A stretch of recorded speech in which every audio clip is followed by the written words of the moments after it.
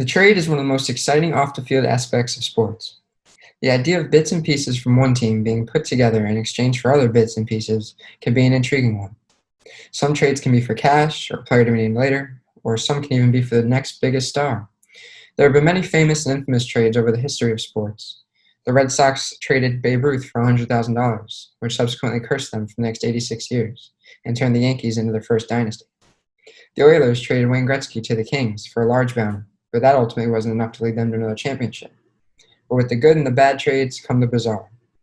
In 1986, the Utah Jazz traded journeyman center Fred Roberts to the Boston Celtics in exchange for a third-round pick and 2 preseason games. In 1983, the Western Hockey League Seattle Breakers traded former NHL veteran Tom Martin to the Victoria Cougars in exchange for a used bus. You can't make this stuff up, people. But the trade I'm here to talk about today didn't change the face of a franchise. It didn't create an 86-year curse. This trade saw one of the greatest sports broadcasters of all time change channels to accommodate for the rights of a cartoon rabbit. I'm Matthew Perry from GMs for Hire, and this is Bizarre Trades, Al Michaels. GMs for Hire.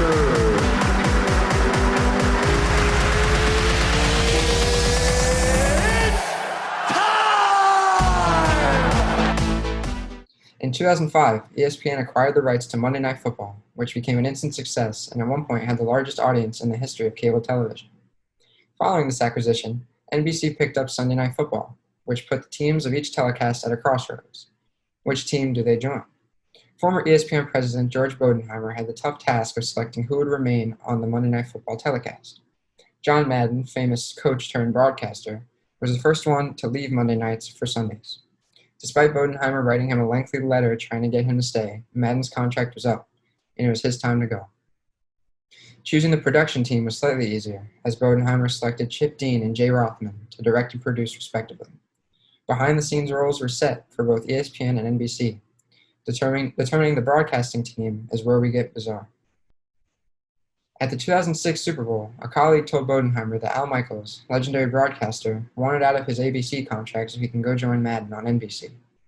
Michaels had been with ABC for 30 years now, so this came as a bit of a shock to Bodenheimer.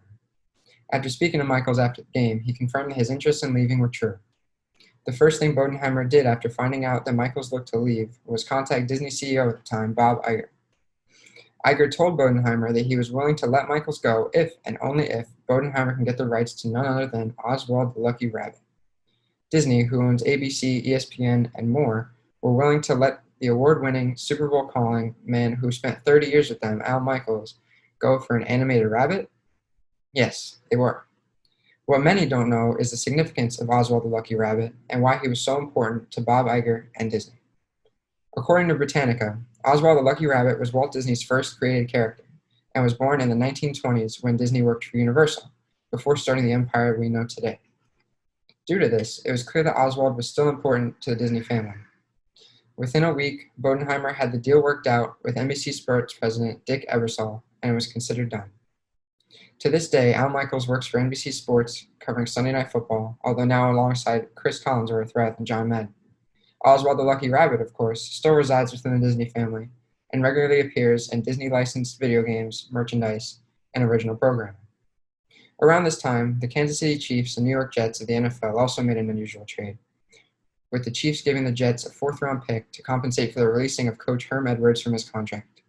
When this trade came up, Michaels said, "Oswald is definitely worth more than a 4th-round draft choice. I'm going to be a trivia answer someday."